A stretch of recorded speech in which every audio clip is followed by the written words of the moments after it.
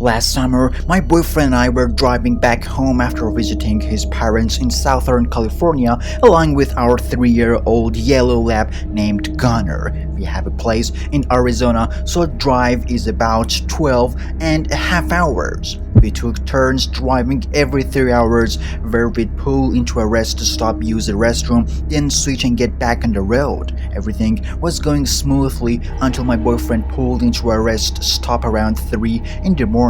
I passed out a couple hours prior, so he shook me away to let me know that he needed a break. I inclined the passenger seat to sit up and I looked around for a second to get my bearings. The parking lot was empty except for a navy blue semi-truck parked in the back up against the woods. Whenever we stop at rest stops, we always take turns using the restrooms so that somebody is always watching the car at all times. My boyfriend decided to go to first, so I waited inside the car. I tried to wake myself up. I was still half asleep, so I decided to open the door and stand up to stretch my legs just to get myself moving again. As I was leaned up against the car, I noticed that the lights inside the cab of the semi-truck flipped on and I watched a middle-aged man with a beard get out. It didn't strike me as anything concerning since there were always truckers sleeping and rest stops at night. I looked back down and scrolled through my phone as he began approaching the rest stop. We parked directly in front of the building, so we had to basically walk right by me to get inside. I noticed out at the corner of my eye that he seemed to be looking at me, but I tried to act like I didn't notice. Just before he was about to open the door and walk inside, he turned around and spoke to me. "Excuse me, are you familiar with different perfume brands?" It was quite an odd question that I certainly wasn't expecting to hear. So I replied, "No, not really. Why do you ask?" He wants none to explain that his daughter's birthday was coming up and he was debating between two perfumes to buy that he saw in a magazine. They were both brands I'd never heard before, so I told him I didn't know and apologized that I couldn't help him out. He said that it was no problem, that disappeared into the building right after. I decided to get back inside the car just to avoid any other possible interaction. When he came back out, not longer after I sat back down, my boyfriend came back out and grabbed the leash to take Gunner out along the grass by the woods. While he headed back towards the woods, I got out and made my way into the building. The rest stop wasn't a nice one by any means. It seemed like it was poorly maintained, having an empty vending machine and an ancient-looking water fountain in the lobby. I opened the restroom door and just about parked when I took in the stench. Everything was coated in a layer of filth, almost giving off a yellowish tint. Between that and the light, I hurried up and washed my hands, then splashed cold water on my face to wake up. Since I was the next to drive, while I was bent over on the sink, I heard the door open. I snapped my head to the side, and standing there in the doorway was a truck driver who spoke to me earlier. I screamed and told me to get out, but instead of leaving, he took another step inside as the door closed behind him.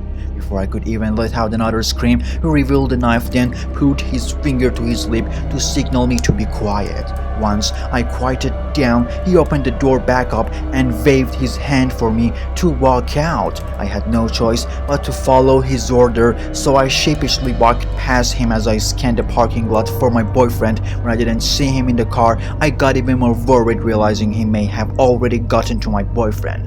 The man led me outside to his truck. As soon as I stepped out, I screamed his name at the top of my lungs. The man lunged me, but I began running straight towards the car.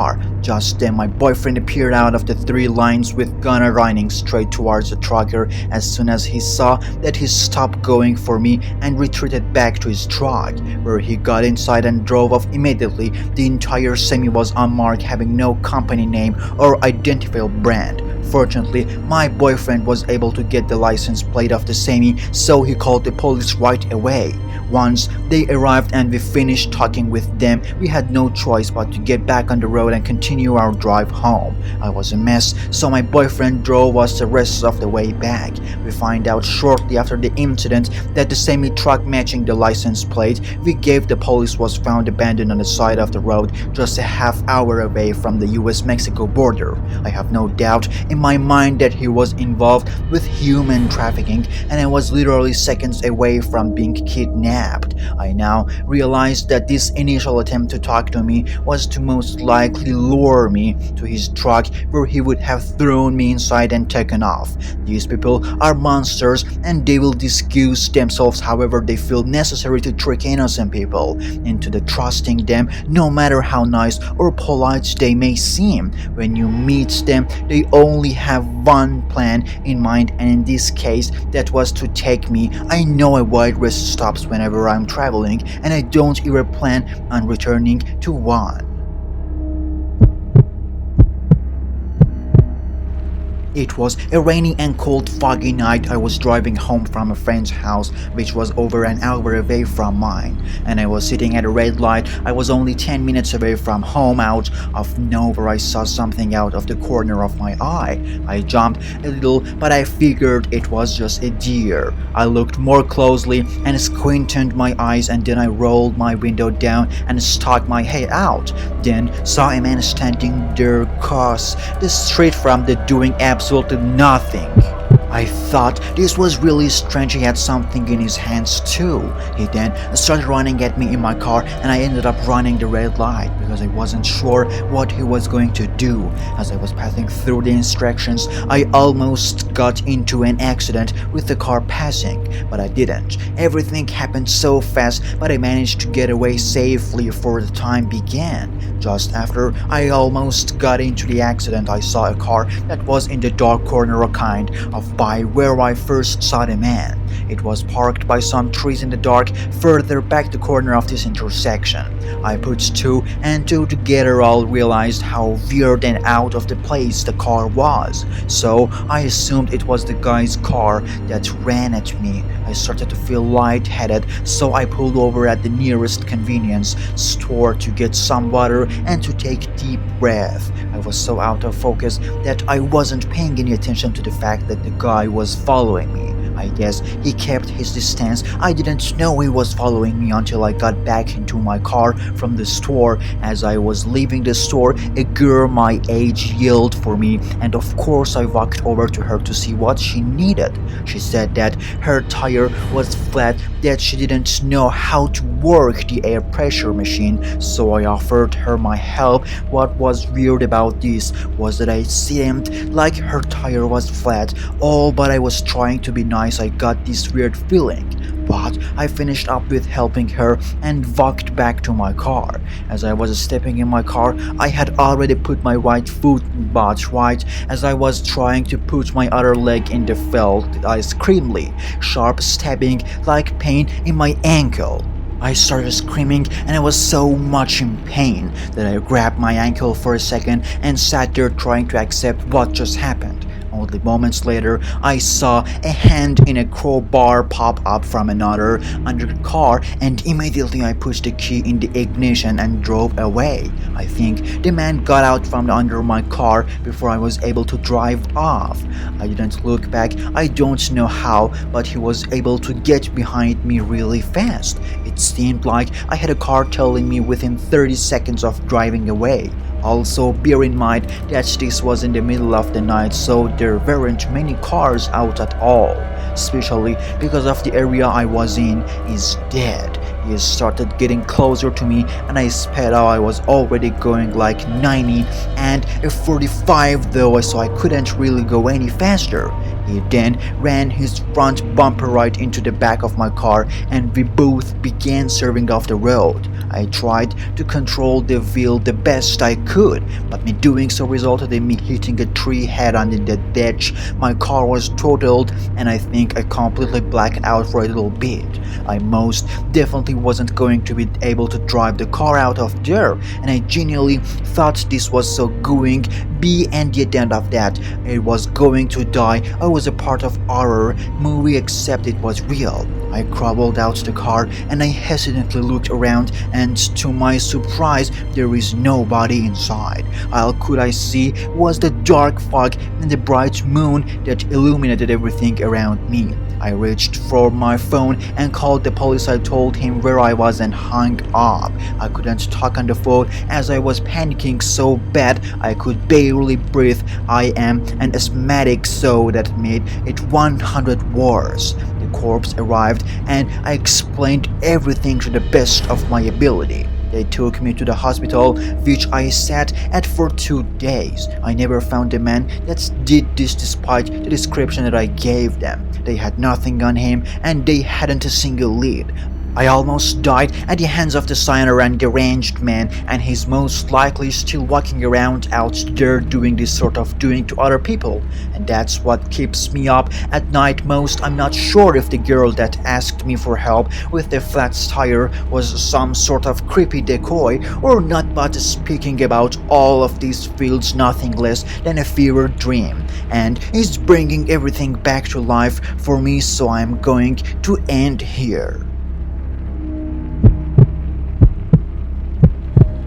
I want to tell you about an episode from our road trip this summer. Our trip was long, more than 6 kilometers. One way, I drove with my husband. We drove on the tablet basically in the city, tried not to go in order to save time. Almost all cities have bypassed roads, but there are exceptions, such as the hero city of Volgograd, so we decided to stay there to walk in historic places, to have a rest, to sleep in a rented apartment, and to move forward that night, all according to plan. Rested hoping for a more or less empty road with the intention to go all night and long. We left the city at 20. At this time of day, it was already dark in Volgograd. The traffic on the way out of the town was heavy, and in order to save the battery of the tablet, we decided to drive in the main mass of motorists without navigation. When we realized that the city had long been left behind, we decided to turn on Google Maps and check the planned roads, so I realized that we had turned off at the exit of the city. Much earlier than the great Google Map, it was decided, having made a little loot, to take a little bit to the right before. It was planned to go through Asks, and we had to go through Lepicia at first. Everything was usual. It was dark, the road not so good, but then something began to depress the road, began to change from paved to dusty and gravel. No cars except for R2. Okay, let's move on. We decided to speed up. We felt a little uncomfortable. A gas station appeared on our left, but it was also deserted. No settlements, no cars. I'm looking at the map in Google and seeing the topography.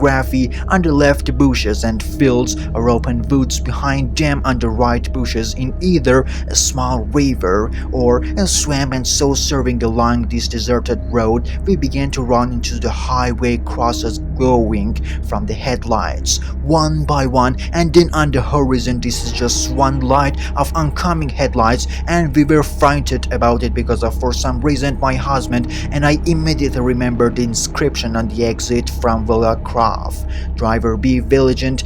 There are robberies on the roads. My heart was pounding. We were flying at 150 exactly. Somehow no one cared about the suffering of the car suspension, and then both my husband and I almost stimulously noticed some sort of glow that flashed across the road. I looked up to the road a fraction of a second later.